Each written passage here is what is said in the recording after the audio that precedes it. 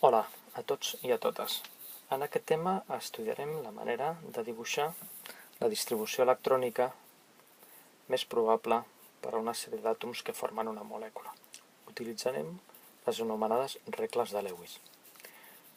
En aquestes regles, els electrons de valència són els que juguen el paper més important, mentre que els electrons més interns no juguen cap paper en formar enllaços amb altres àtoms.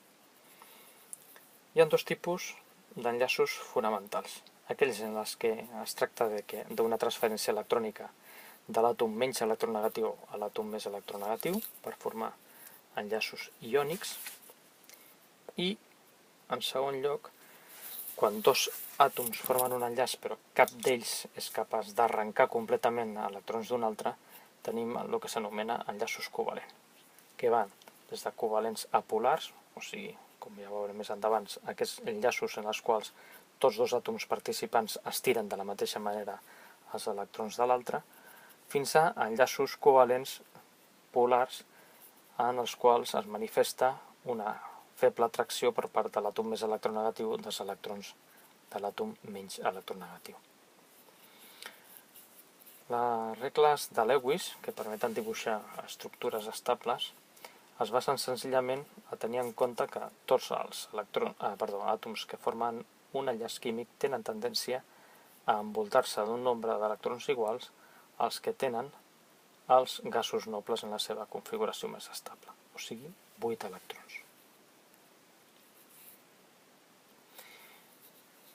Bé, com només tenim en compte aquells electrons de valència, podem veure que és relativament fàcil dibuixar estructures de Lewis si tenim en compte que per a un mateix grup, per exemple, el grup del carboni, tots aquests elements tenen 4 electrons de valència. Hem de considerar els següents aspectes. En principi, com podem veure, a mesura que nosaltres anem avançant dintre d'un període, apareixen més electrons de valència. Quants són d'aquests electrons els disponibles per formar enllaços? Per exemple, en el cas del liti només hi ha un electró disponible, en el cas del beril·li 2, en el cas del beril·li 3 i en el cas del beril·li 4. A partir d'aquest moment, els electrons disponibles per formar enllaços, almenys en els elements del segon període, comença a disminuir, perquè el cinquè electron que nosaltres hem de col·locar a la capa de valència del nitrogen s'ha d'aparellar amb un dels que hi havia abans. En el cas de l'oxigen aparellem 2, i en el cas del fluor, com veiem, aparellem fins i 3, de tal manera que al fluor només li queda un electró, no aparellat per formar enllaços. Això vol dir que només hi ha aquestes valències disponibles, o sigui, aquests nombres d'enllaços no, però aquests serien en principi els més estables. L'enllaç iònic es pot descriure mitjançant les regles de Lewis d'una manera molt simple. Per exemple, en el cas de l'òxid de bari, la reacció del bari amb els seus 2 electrons amb l'oxigen implica una simple transferència d'aquests electrons cap a l'oxigen, que és l'àtom més electronegatiu, formant-se, com veieu vosaltres, un oxigen amb 8 electrons de valència, però 2 càrregues negatives, i un catió bari, amb 2 càrregues positives. L'única interacció que hi ha entre aquests 2 àtoms que es enganxa un amb l'altre és una interacció de forces de Coulomb. La càrrega del catió per la càrrega de l'anió dividit per la seva distància al quadrat. La formació de compostos iònics amb 2 ions segueix les mateixes regles, com vosaltres podeu veure. En aquest cas, el clor de magnesi es tracta de la transferència d'un sol electró cap a un àtom de clor i un altre electró cap a un segon àtom de clor, formant, com vosaltres veieu aquí, dos ions clorur amb 8 electrons a la seva capa de valència i el catió magnesi 2 positiu. I al igual que en el cas de l'òxid de bari, l'única interacció entre tots 2 ions és senzillament les forces de Coulomb.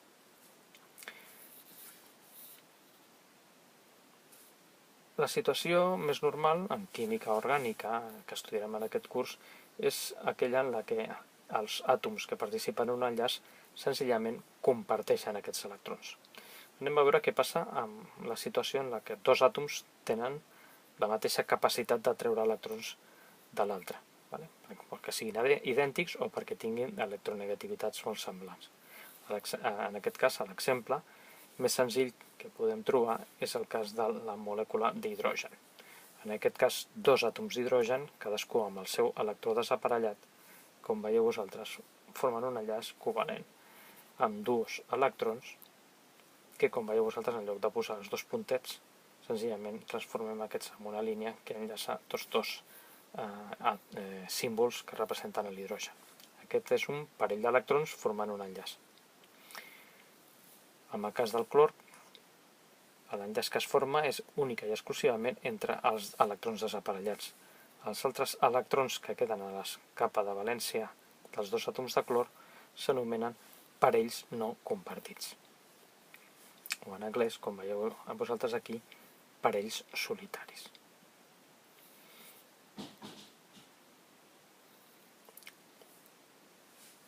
A partir del que hem vist abans, és possible avançar una mica més en el coneixement d'altres tipus d'enllaços.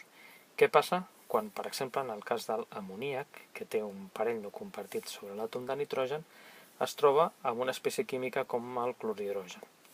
Doncs que en aquest cas, fixeu-vos, hi ha una transferència completa del parell no compartit del nitrogen per formar, com veieu, finalment un enllaç nitrogen-oxigen, del qual els dos electrons d'aquest enllaç provenen de l'àtom original de la molècula d'amoníac. En aquest cas, el trencament de l'enllaç original hidrogen-clor permet que el clor es quedi amb aquests dos electrons i formi, com vosaltres veieu aquí, una capa de valència amb 8 electrons formant l'anió clorur, que és una situació estable de configuració electrònica. La molècula que es forma, en aquest cas, s'anomena clorur d'amoni.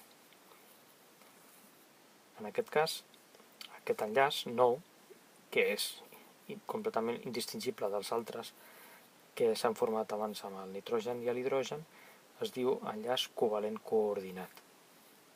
Però, com ja us estic dient, una vegada es forma aquest enllaç és indistingible dels altres enllaços originals de la molècula d'amoníac.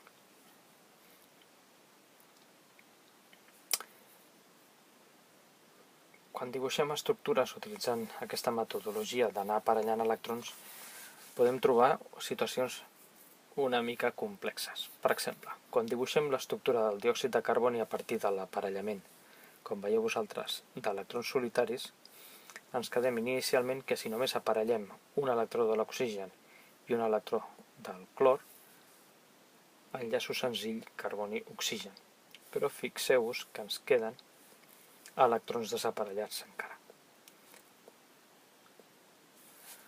Lewis prediu que aquesta situació és inestable perquè la tendència natural de totes les molècules és aparellar la màxima quantitat d'electrons.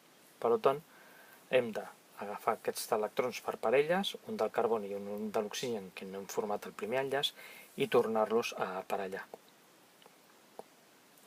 De tal manera que, com veieu vosaltres, finalment ens queden dobles enllaços carboni-oxigen.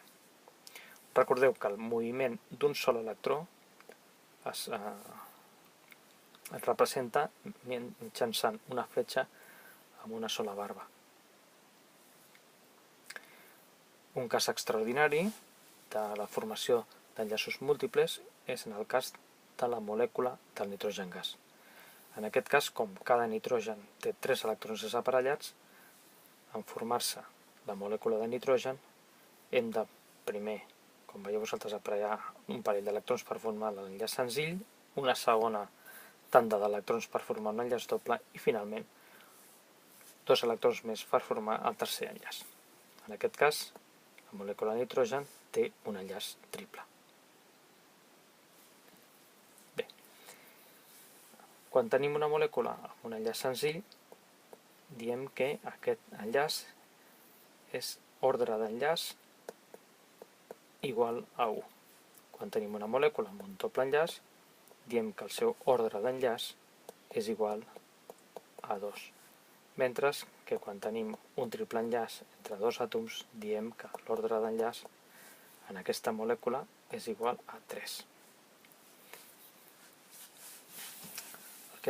Una de les altres coses que hem de tenir en compte és que a més ordre d'enllaç,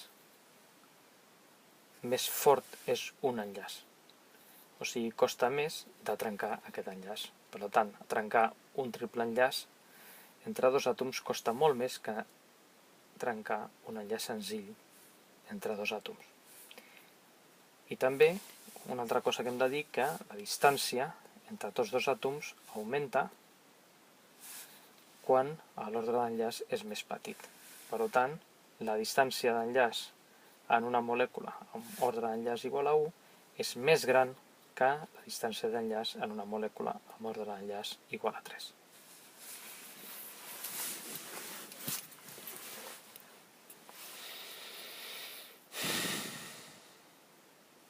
Bé.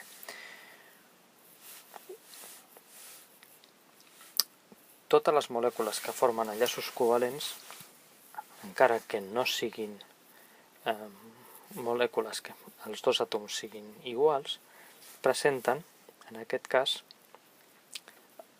cert tipus de polaritat. Entenem per polaritat que en la formació d'un enllaç entre dos àtoms amb electronegativitat diferent, un d'ells, per exemple, el més electronegatiu, per exemple, estira dels electrons de l'àtom B. Per tant, polaritza d'alguna manera els electrons d'aquest segon àtom. Això implica que augmenta el que s'anomena caràcter iònic de l'enllaç. En molècules purament covalents, en les quals la diferència d'electronegativitat és relativament petita, per exemple en el cas del bromur de iode, la diferència és tan petita que gairebé l'enllaç és covalent. Pot anar augmentant el caràcter iònic a mesura que la diferència d'electronegativitat de tots dos àtoms augmenta. Per exemple, el fluorur d'hidrogen, com veieu vosaltres aquí, és gairebé del 40% del caràcter iònic. Però això no implica que sigui un enllaç iònic pur, sinó senzillament que és un enllaç covalent amb un cert caràcter iònic. A partir del 50%, com veieu, apareixen aquestes sals, com el clorur de sodi, clorur de iodur de liti, etc., que podem considerar clarament iòniques.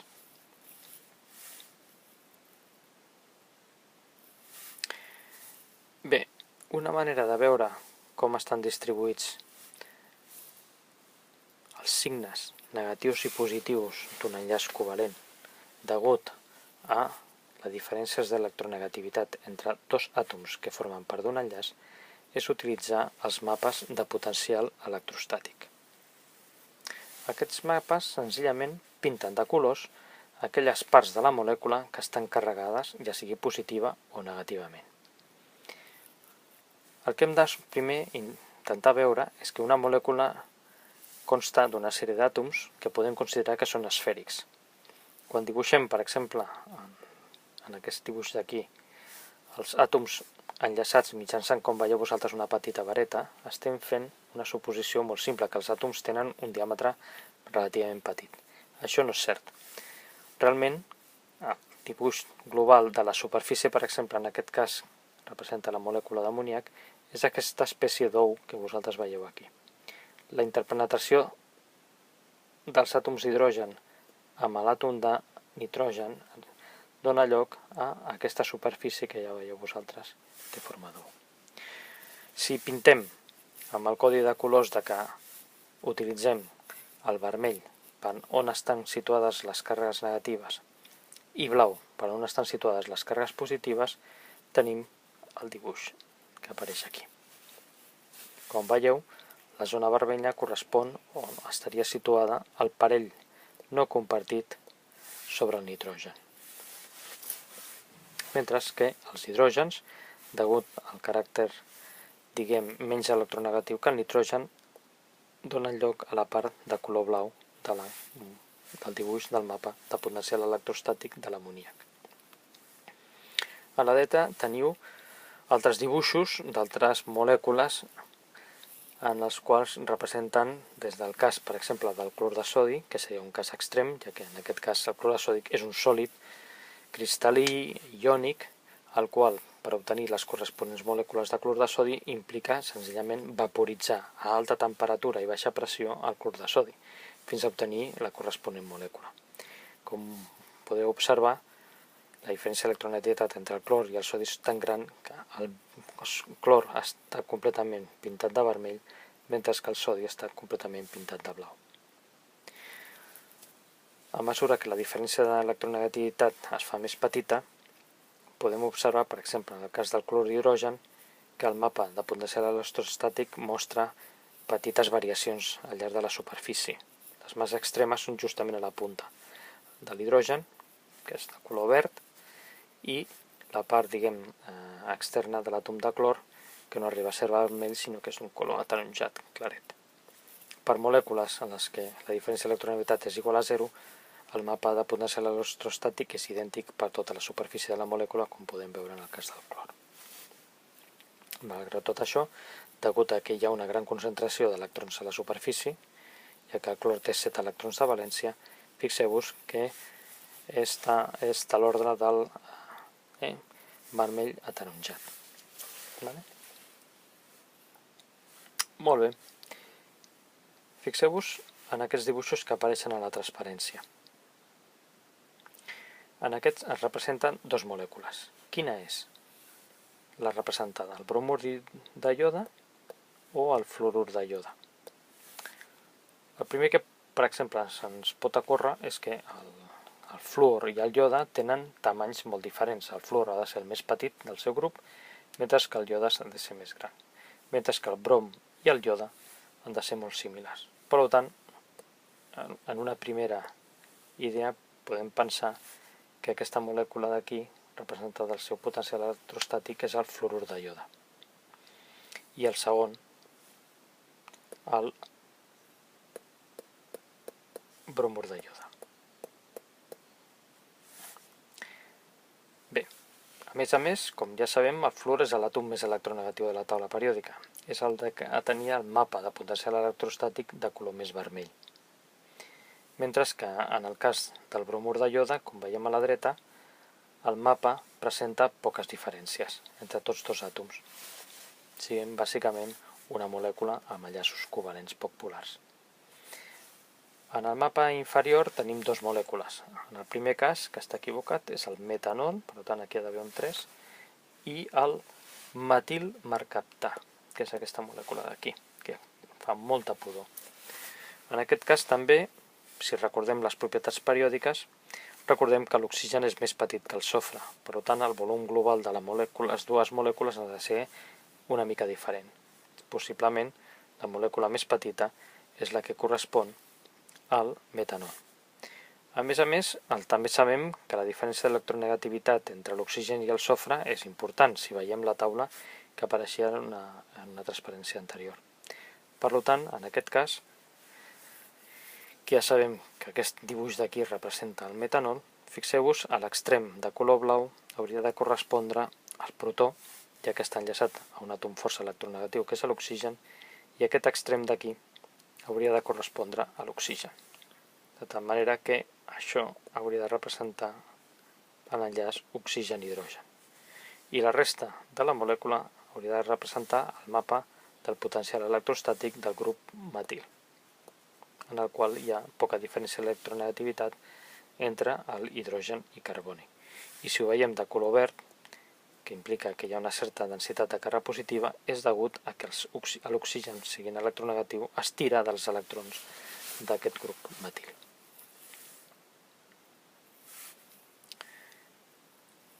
Bé, per escriure estructures de Lewis, tal com hem vist en els pocs exemples que hem vist fins ara, el que hem de tenir en compte és el primer, que tots els electrons han d'aparèixer a l'estructura final, tots els electrons de valència, i que evidentment han d'estar aparellats, per lo que veiem. En general, cada àtom requereix un octet. Ja veurem que hi ha certes excepcions que corresponen als elements del tercer i quart i superiors períodes, excepte l'hidrogen, que només pot tenir, pobre, 2 electrons. És possible que sigui necessari formar enllaços múltiples. I aquests, bàsicament, el que hem de tenir en compte és que són formats sobretot per elements del primer període, com el carboni, nitrogen i oxigen, juntament amb elements del segon període. O sigui, el sofre i l'oxigen poden formar dobles enllaços, però el sofre en si mateix és molt difícil que formi dobles enllaços, al igual que el fòsfor, per exemple, en si mateix. Mentre que el fòsfor i l'oxigen sí poden formar fàcilment dobles enllaços. En el cas que ja tinguem una estructura de Lewis dibuixada, el que hem d'identificar, bàsicament, a l'hora de poder després recordar el seu aspecte, és identificar els àtoms centrals i terminals. Per exemple, en aquesta molècula que està dibuixada, que és l'etanol, identifiquem clarament els àtoms centrals, que són els àtoms de carboni, i els àtoms terminals o perifèrics, que són els hidrògens. D'acord? En aquest cas, observem que el carboni pot formar molt més enllaços que l'oxigen, que només té valència 2. Per tant, entenem bàsicament que sigui sempre un àtom central al carboni, per aquesta gran capacitat de formar enllaços en si mateix. Bé, en conclusió, veiem que els hidrògens solen ser àtoms terminals. Els àtoms centrals són aquells àtoms amb l'electronegativitat més petita, en aquest cas més caràcter metàl·lic, també podríem pensar. En química orgànica els carbonis sempre són els àtoms centrals.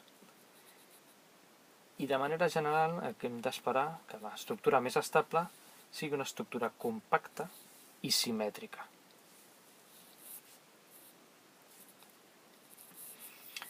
En aquest esquema que veieu aquí, un diagrama de flux, si el memoritzeu us permetrà, en principi, recopilar totes les idees que han sigut explicades en les transparències anteriors.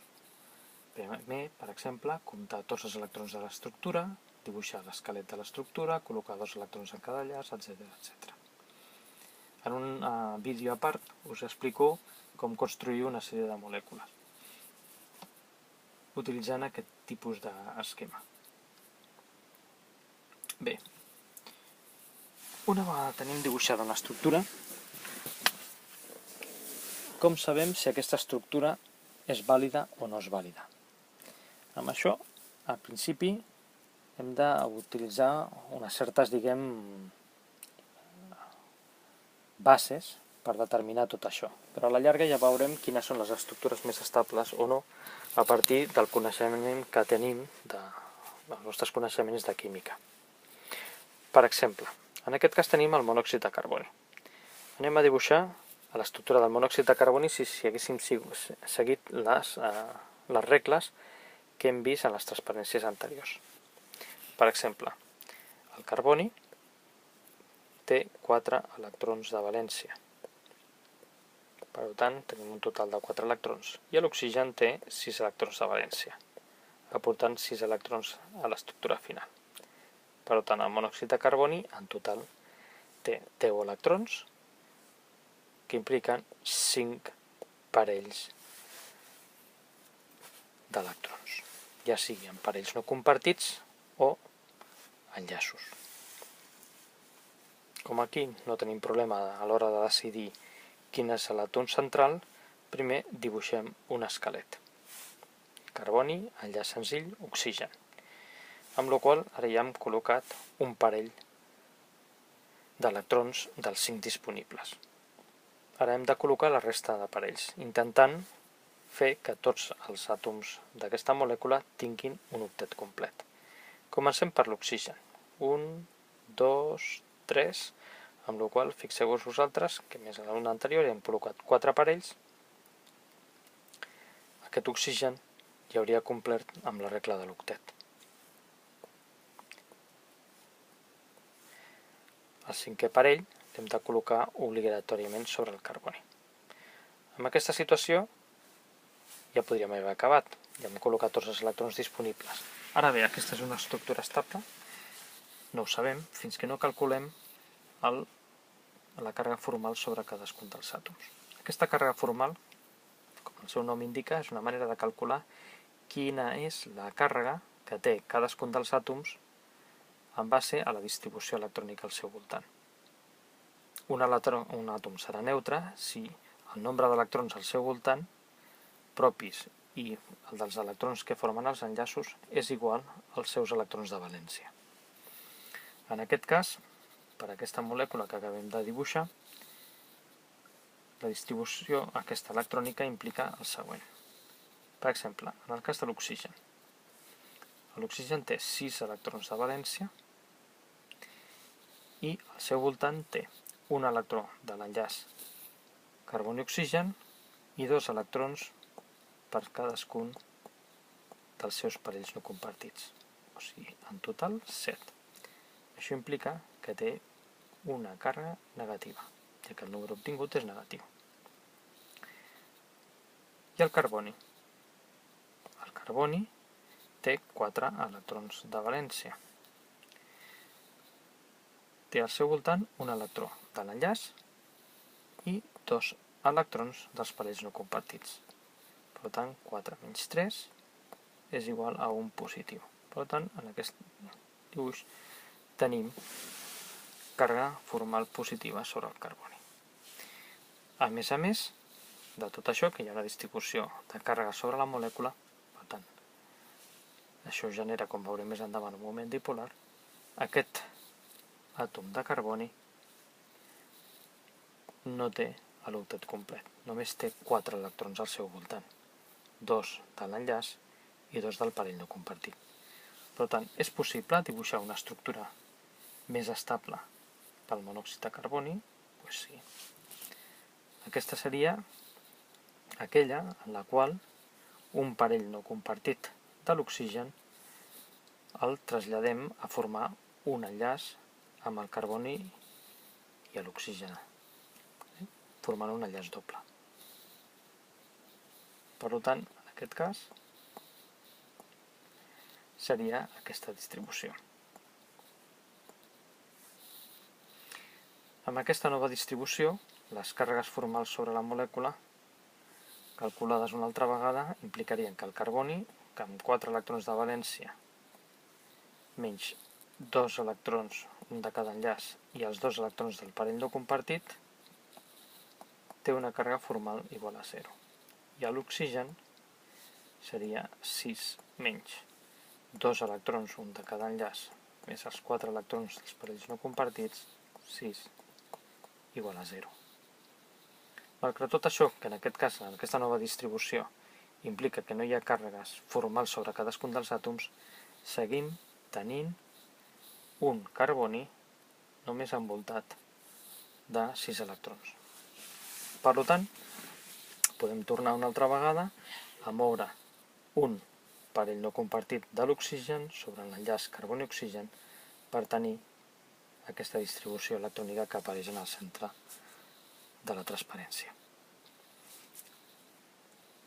Si fem una altra vegada el càlcul de les càrregues formals sobre el carboni i l'oxigen, observem que tenim l'oxigen carregat positivament i el carboni carregat negativament. Llavors, què va primer en la distribució d'electrònica més estable? Complir l'octet o tenir les menys càrregues formals sobre cadascun dels àtoms. Segons les estructures de Lewis i les regles proposades per ell, primer va complir l'octet. Per tant, aquesta seria l'estructura més probable. Encara que hi ha, com vosaltres observeu aquí, càrregues formals sobre cadascun dels àtoms. I en aquest cas, per exemple, una càrrega formal positiva sobre l'àtom més electronegatiu, el qual sol ser molt poc probable en la major part de les estructures de Lewis dels compostos orgànics. Però aquesta és una excepció. Una altra dada que podem extreure a partir d'un dibuix d'una estructura de Lewis d'una molècula és l'estat d'oxidació dels àtoms participants.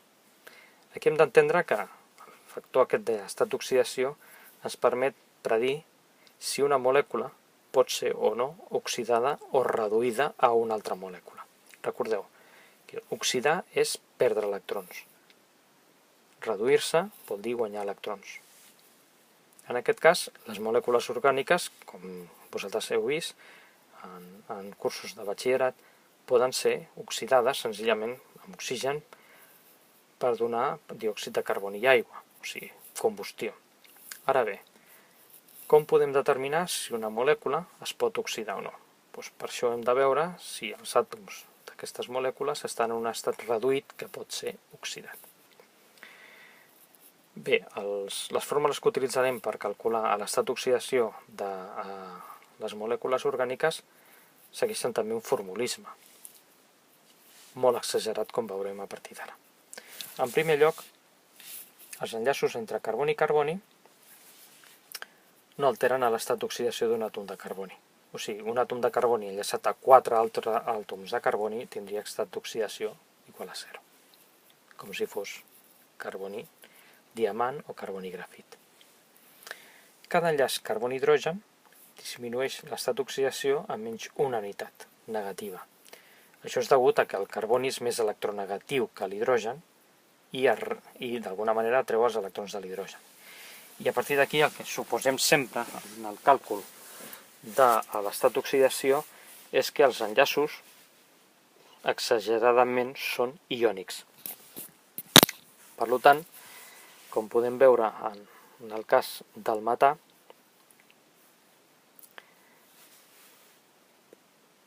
si cada enllaç carboni-hidrogen, el carboni és més electronegatiu, l'estat d'oxidació del carboni és menys 4, com si fos dibuixat d'aquesta manera.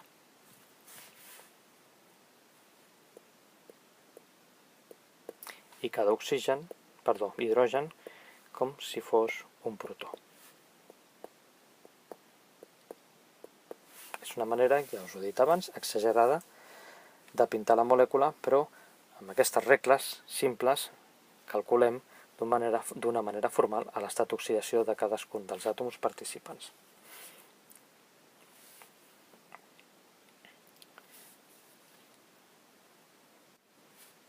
Anem a veure què passa quan tenim més d'un tipus d'enllaç diferent.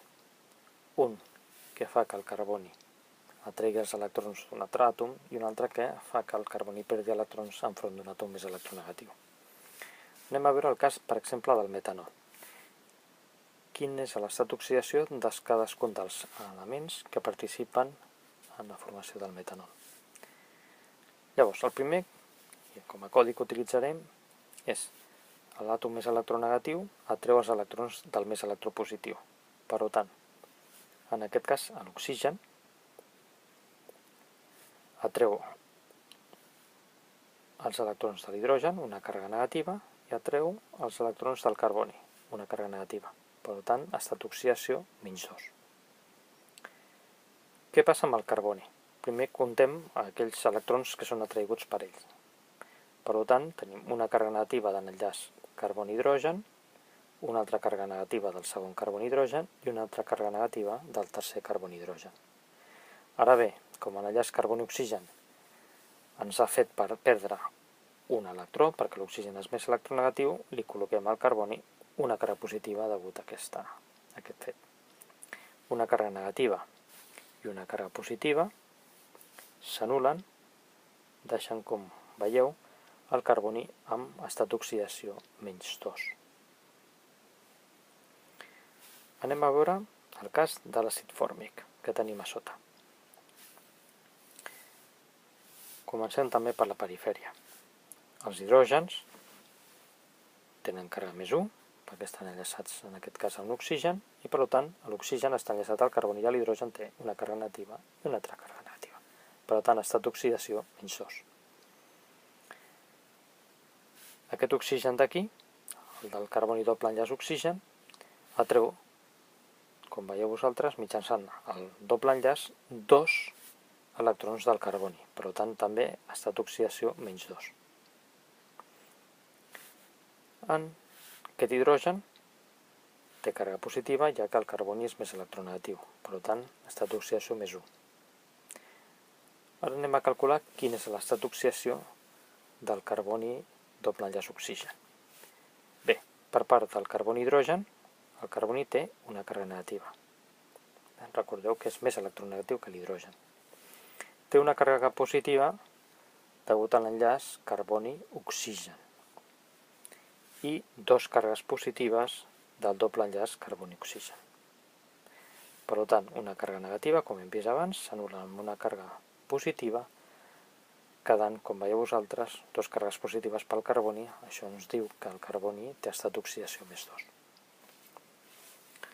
Passem a l'últim exemple, el del clorur d'etil. Anem a veure aquest carboni del grup metil. Cada enllaç carboni-hidrogen li dona una càrrega negativa. Aquest un altre i aquest un altre. Per tant, estat d'oxidació del carboni -3. Recordeu que un enllaç amb un altre àtom de carboni ni dona ni treu cap electró. Què passa amb el carboni enllaçat al clor? Com el clor és més electronegatiu que el carboni, el clor té estat d'oxidació -1. Ara bé, com queda el carboni? Amb l'enllaç carboni-carboni, com hem vist abans, no hi ha canvi en l'estat d'oxidació. Amb un hidrogen una càrrega negativa, amb un altre hidrogen càrrega negativa i amb el clor càrrega positiva. Com s'anul·la una càrrega negativa amb una positiva, l'estat d'oxidació d'aquest carboni és de -1, no com -2 que apareix aquí. És un error.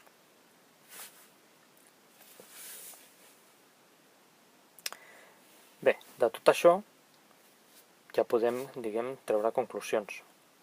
Un àtom de carboni amb estats d'oxidació negatius, o sigui, molt ric en electrons, serà fàcilment oxidable per aquelles espècies químiques que puguin d'alguna manera robar-li aquests electrons. Per exemple, en la reacció de combustió del metà amb oxigen hi ha una oxidació del carboni per formar-se diòxid de carboni. Veiem, en el cas del diòxid de carboni, quin és l'estat d'oxidació del carboni. Com té, com veieu vosaltres, 2 dobles enllaços amb oxigen que són més electronegatius, això aporta una càrrega positiva per cada enllaç. Per tant, finalment, veiem que té estat d'oxidació +4, mentre que originalment era estat d'oxidació -4. Per tant, hi ha una oxidació neta quan passem de metà a diòxid de carboni. En tot cas, l'oxigen es redueix, ja sigui a 2 negatiu, com veieu vosaltres en el CO2, com també 2 negatiu en el cas de l'aigua. Per tant, l'única espècie àtom que s'ha oxidat és el carboni i l'única espècie que s'ha reduït és l'oxigen en aquest trasbassament. Bé, acabem de veure com es defineix la càrrega formal sobre cadascun dels àtoms que formen part d'una molècula. D'acord? Serà la diferència entre els electrons de valència d'un àtom en dita molècula i el nombre d'electrons en parells no compartits i el nombre d'electrons en enllaços. També hem vist que podem calcular l'estat d'oxidació de cadascun dels àtoms participants en una molècula. I això ens permet saber si, per exemple, aquesta molècula es pot oxidar o reduir. En últim lloc, hi ha un altre concepte molt important, que és la que s'anomena càrrega parcial. La càrrega parcial apareix quan hi ha un enllaç en el qual un àtom de l'enllaç atreu els electrons de l'altre àtom per si mateix, perquè és més electronegatiu. Per exemple, en la molècula del cianur d'hidrogen, o àcid cianhídric, tenim que el nitrogen, en ser més electronegatiu que el carboni, tindria una certa càrrega negativa. Això veieu, es veu indicat per aquest símbol que es diu delta i un signe menys o més depenent de si és una petita càrrega negativa, delta menys, o una petita càrrega positiva, delta més. Llavors, com el nitrogen extreu electrons del carboni perquè els atreu, el carboni té càrrega positiva. I com el carboni també és més electronegatiu que l'hidrogen, aquest hidrogen també tindrà una delta més, o sigui una càrrega parcial positiva. Això és molt important, com veurem més endavant, per determinar quins són els punts reactius d'una molècula, independentment del seu estat d'oxidació o de la càrrega formal que nosaltres haguem calculat. Perquè tal com observem en el càlcul de la càrrega formal que podeu fer vosaltres, en el cianur d'hidrogen no hi ha càrregues formals sobre cadascun dels àtoms. Tots els àtoms tenen càrrega formal 0, mentre que, com veieu vosaltres, les càrregues parcials sí que indiquen que hi ha una distribució no equivalent dels electrons dintre de la molècula. Veiem un exemple de dibuix d'estructura de Lewis, per exemple, del ió nitrosoni, l'NO2 positiu. En primer lloc, calculem la suma total d'electrons de la molècula, afegint els electrons que donin càrrega negativa o bé, en aquest cas, restant els electrons que apareixen, les càrregues positives. Una vegada tenim els electrons calculats, dividim per 2 per tenir el nombre de parells que hi ha a la molècula d'electrons. A continuació dibuixem un esquelet de la molècula en la qual l'àtom més electropositiu el col·loquem al centre i els àtoms més electronegatius els col·loquem a la perifèria, d'una manera inicialment simètrica. A continuació afegim els parells no compartits que ens resten després de posar els electrons dels enllaços als àtoms terminals, per tal que compleixin la regla de l'octet si és possible. Determinem els electrons sobrants. En aquest cas, com veieu vosaltres, hem col·locat 6 electrons sobre cada oxigen, que fan 12, i 2 parells, que en total faran 16 electrons en total. Per tant, no queden electrons disponibles per afegir en aquesta molècula.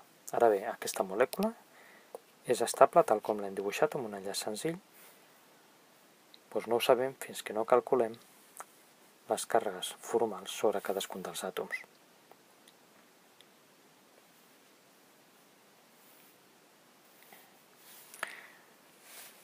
Llavors, en primer lloc, abans de calcular aquestes càrregues formals, també podríem, per exemple, intentar dibuixar una estructura en la qual la màxima quantitat d'àtoms de la molècula compleixi la regla de l'octet. Ja us ho dic, que això ho podeu fer abans o després de calcular les càrregues formals. Això és independent perquè el resultat sempre serà el mateix. Per exemple, en aquest exemple, primer comencem a disposar enllaços múltiples per tal de satisfer l'octet d'aquesta molècula. I tal com veiem, senzillament desplacem un parell electrònic de la perifèria per formar dobles enllaços, deixant, com vosaltres veieu, aquesta estructura amb un nitrogen amb 2 dobles enllaços amb l'oxigen, que s'assembla molt i molt a la molècula de diòxid de carboni que hem vist en una transparència anterior.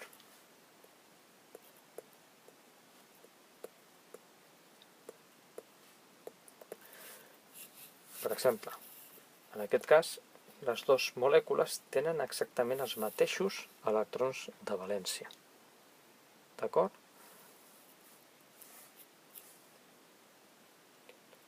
O sigui, en total, 16 electrons de valència. Això fa que aquestes dues molècules siguin isoelectròniques.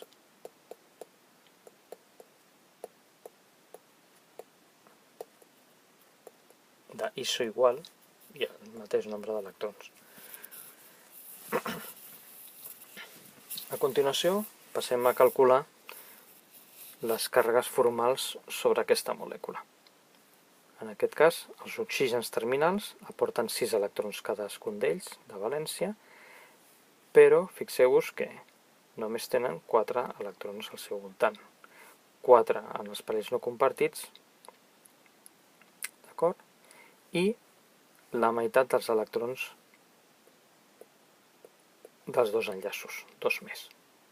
Cada enllaç té 4 electrons, dividit per 2 igual a 2.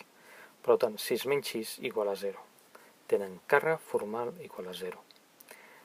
En el cas del nitrogen, el nitrogen té 5 electrons de valència, 0 parells no compartits i 8 electrons al seu voltant formen enllaços. La meitat d'ells fan 4. 5 menys 4 igual a una càrrega positiva. Bé, aquesta càrrega positiva, com veiem, està situada sobre l'àtom menys electronegatiu, el qual, en principi, ja està bé segons les regles de Lewis.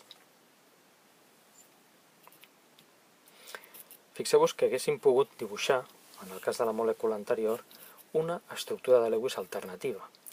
En lloc de dibuixar, com hem fet abans, i moure un electró de cada oxigen, un parell d'electrons de cada oxigen per formar els dos dobles enllaços, podem, com apareix en aquesta transparència, moure els dos parells d'electrons del mateix oxigen per formar, com veieu vosaltres aquí, un triple enllaç. En aquest cas, si calculem les càrregues formals, mitjançant la fórmula que hem utilitzat abans, veiem que apareixen dues càrregues positives sobre dos àtoms que comparteixen un enllaç. Aquestes estructures solen ser molt poc estables. La tendència en general és a situar-se totes les càrregues de la manera més simètrica possible.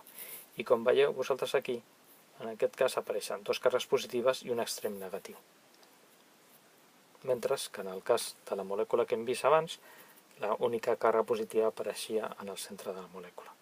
Per tant, aquesta estructura, encara que és una estructura vàlida, des del punt de vista de gairebé totes les regles de Lewis, que tenen cadascun dels àtoms un octet, etc., no és estable en base primer a aquest fet que les càrregues del mateix signe no solen estar situades sobre àtoms que comparteixen un enllaç, i en el segon cas apareix una càrrega positiva sobre un àtom fortament electronegatiu com és l'oxigen.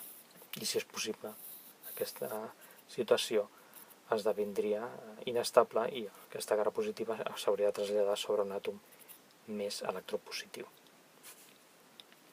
Resumint, les càrregues globals sobre una molècula és igual a la suma de totes les càrregues formals sobre cadascun dels àtoms. La càrrega formal ha de ser, en principi, el més petita possible. També, si és possible, la càrrega negativa hauria de residir sobre l'àtom més electronegatiu. Halògens, oxígens, nitrògens. I després és molt poc probable que dos àtoms adjacents tinguin la mateixa càrrega formal.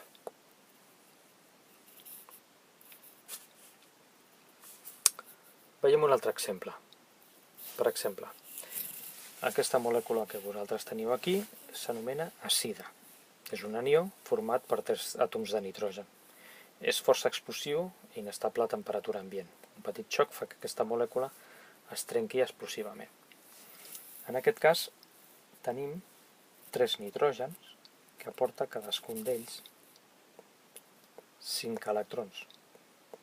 Per tant, en total hauríem de tenir 15 electrons, que és una situació no gaire comuna, ja que els electrons solen aparèixer per parelles.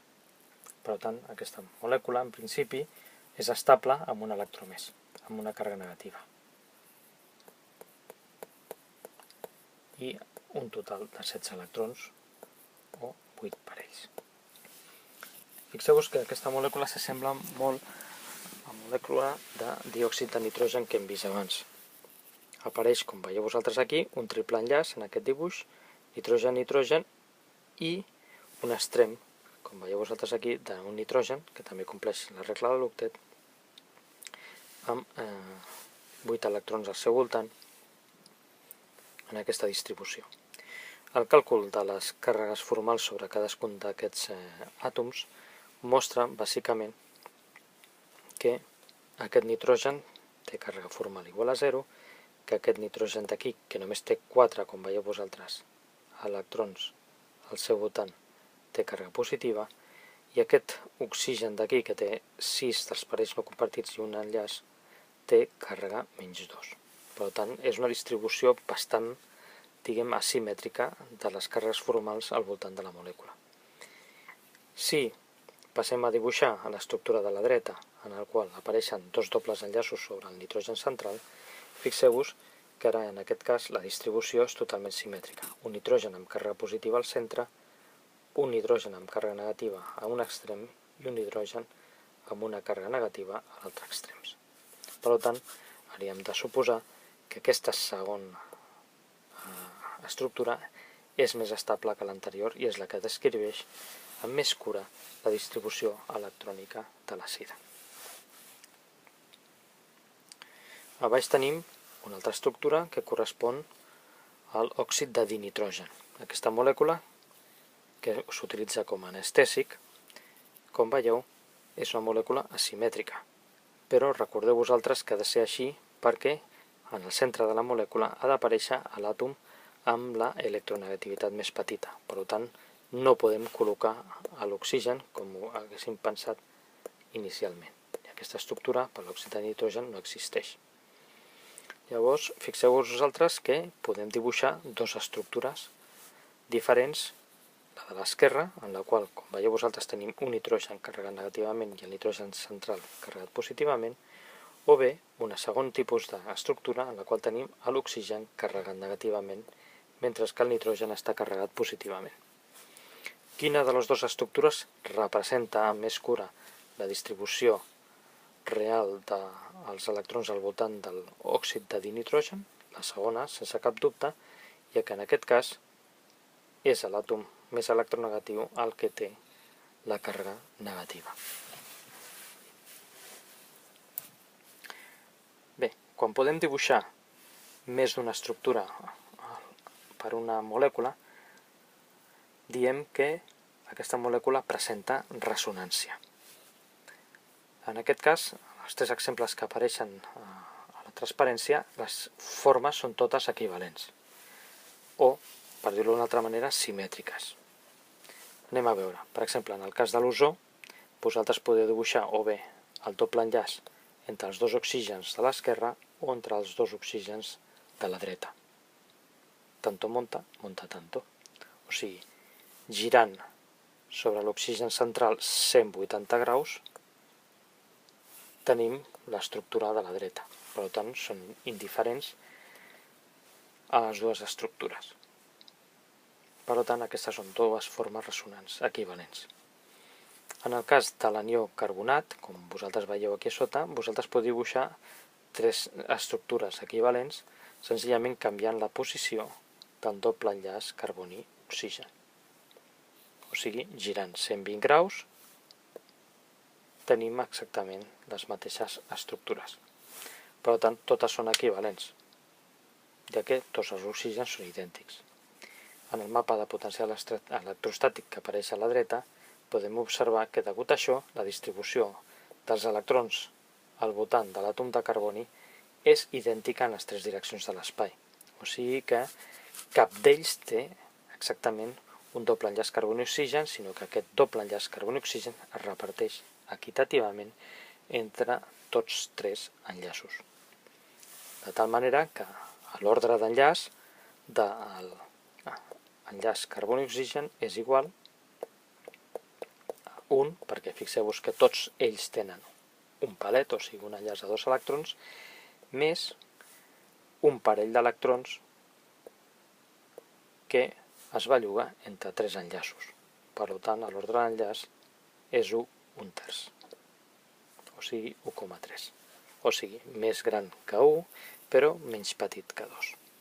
O sigui, no són dobles enllaços purs tots, sinó que tenen un cert caràcter de doble enllaç. En el cas de l'acetat, quan nosaltres arrenquem un electró de l'àcid acètic, fixeu-vos que ens apareix un oxigen carregat negativament. Ara bé, aquest dibuix el podem redibuixar posant aquesta càrrega negativa sobre l'oxigen superior. Per tant, les dues estructures senzillament són iguals a rotar a través d'aquest enllaç l'estructura fins a tenir l'estructura segona, de tal manera que totes dues són equivalents. Per tant, com el doble enllaç es pot repartir entre dos oxígens, fixeu-vos que cadascun d'aquests oxígens té una càrrega negativa formal d'un mig d'aquesta càrrega. El mapa electrostàtic també ens mostra que tots dos bonys que corresponen a la zona on estan els oxígens són idèntics, o sigui que cap d'ells té una càrrega negativa superior a l'altra.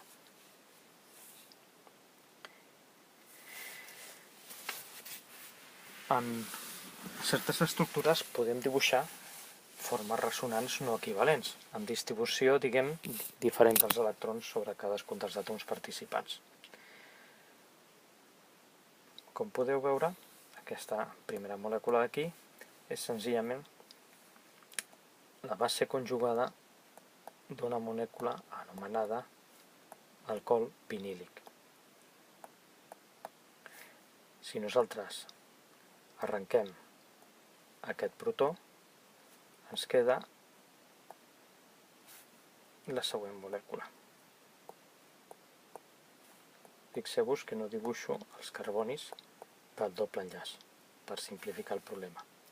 Per tant, em queda aquesta distribució amb la càrrega negativa sobre l'oxigen. Bé, com veurem més endavant, és possible dibuixar diverses estructures electròniques d'aquests anions sempre que nosaltres puguem moure els electrons a través d'un doble enllaç.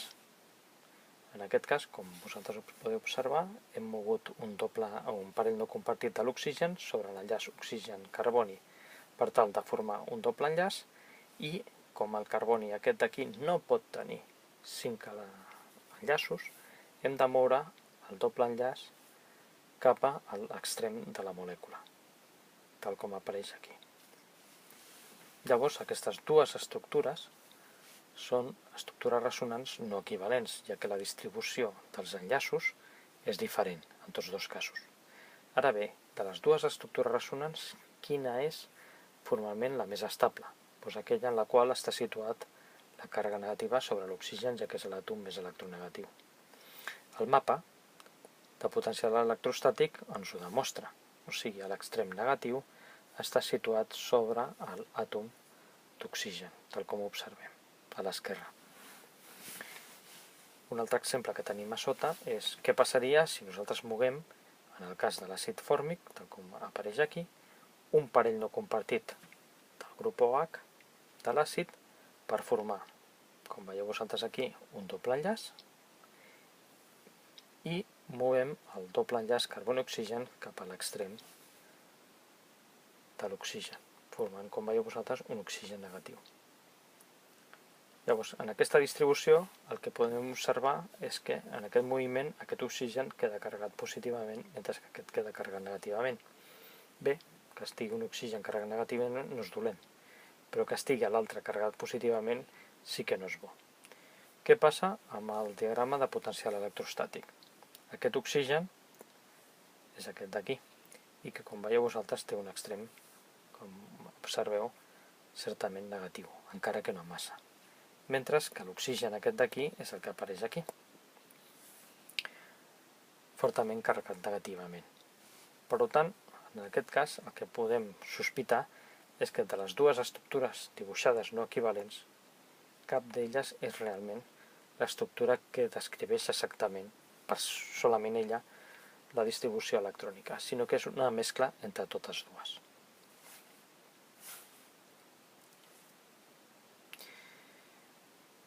Passem a veure algunes excepcions a la regla de l'octet gairebé obligades. Per exemple, el cas que tenim molècules en les que hi hagi àtoms participants a la molècula amb electrons senars, per exemple, el nitrogen. El nitrogen té 5 electrons de valència. Sempre que es combina amb l'oxigen que té electrons parells, evidentment dona una espècie que té electrons senars. Aquestes espècies es diuen espècies radicalàries.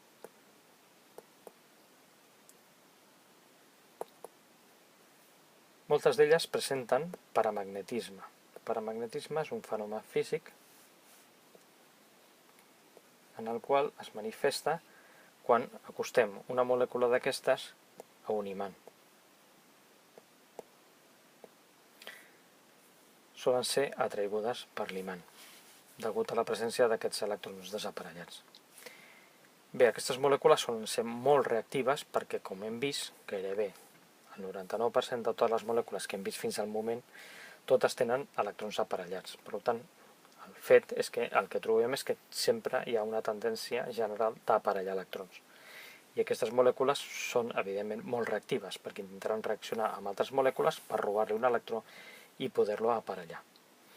Altres exemples que tenim d'espècies senars són, per exemple, els corresponents radicals, per exemple, el metil o l'hidroxil, que apareixen en algunes reaccions químiques que es veuran en la part de química orgànica. Altres excepcions a la regla de l'octet són aquelles espècies químiques que presenten octets incomplets. Per exemple, com el bor només té 3 electrons de valència, només pot formar, com veieu vosaltres aquí, 1, 2 o 3 enllaços. Per tant, amb això només pot tenir, com veieu vosaltres, al seu voltant 6 electrons. Per tant, no arriba a l'octet. Ara bé, si està enllaçat a àtoms, com per exemple en aquest cas el fluor, que tenen, com veieu vosaltres, parells no compartits, fixeu-vos que és possible dibuixar una estructura ressonant en la qual apareix un doble enllaç fluor-bor, de tal manera que el bor ara sí que té, com veieu vosaltres, 4 enllaços al seu voltant, o sigui, a l'octet complet. El que passa és que el bor és poc electronegatiu, o sigui que aquesta estructura ha de ser poc probable per aquesta part del bor, que és poc electronegatiu, i pel fet que el fluor no tindrà massa tendència, com veieu vosaltres, a carregar-se positivament. Per tant, podríem pensar que potser una estructura ressonant alternativa a aquesta és aquella en la qual es trenca l'enllaç fluor-bor per donar una estructura de caire iònic.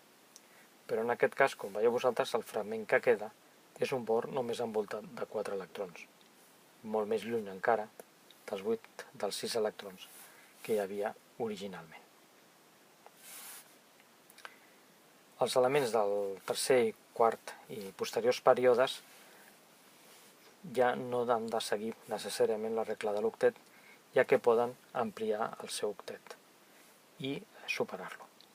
En aquest cas, per exemple, el fòsfor, que forma espècies, al igual que el nitrogen, que compleixen la regla de l'octet, com el triclor de fòsfor, pot reaccionar amb més clor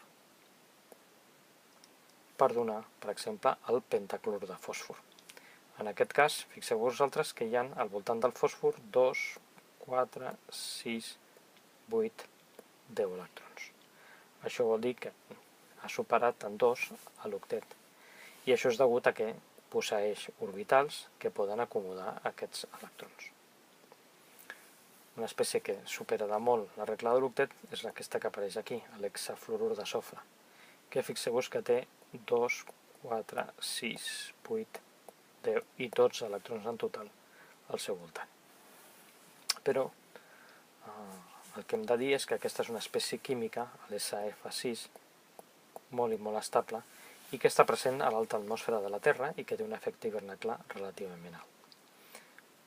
Un altre dels aspectes, curiosos d'aquesta molècula és que si la respirem ens augmenta la veu a un to inferior, o sigui cap al greu. A diferència de que si, per exemple, respirem heli, la nostra veu augmenta en una octava i es transforma en una veu molt més fineta. O sigui que tenen efectes contraris. En aquest cas de les valències expandides, en molts casos es poden manipular per tal també de donar les estructures més estables. Per exemple, en el cas de l'anió sulfat, nosaltres, a partir de les regles que hem explicat abans, el primer dibuix que arribaríem, o sigui, situar l'àtom més electropositiu menys electronegatiu en el centre, la resta d'àtoms a la perifèria, i amb una distribució, com veieu vosaltres aquí, en el que tots ells compleixin l'octet, tant el sofre com l'oxigen, es donaria aquest primer dibuix que representa l'anió sulfat. Ara bé, com veieu vosaltres, apareixen una gran dispersió de càrregues formals per tota la molècula. Per tant, aquesta, en principi, no és una forma molt estable de descriure la distribució electrònica de l'anió sulfat. El que podem fer, com ja hem vist abans, és senzillament baixar electrons de la perifèria per formar dobles enllaços. En aquest segon cas, com veieu vosaltres, el sofre supera molt i molt a l'octet, però com és un element del tercer període, pot acomodar aquests electrons sense cap tipus de problema i expandir la seva capa de valència. I, degut a això, fixeu-vos que aquest nou nou dibuix, representa una distribució de càrregues formals molt més petita que l'anterior.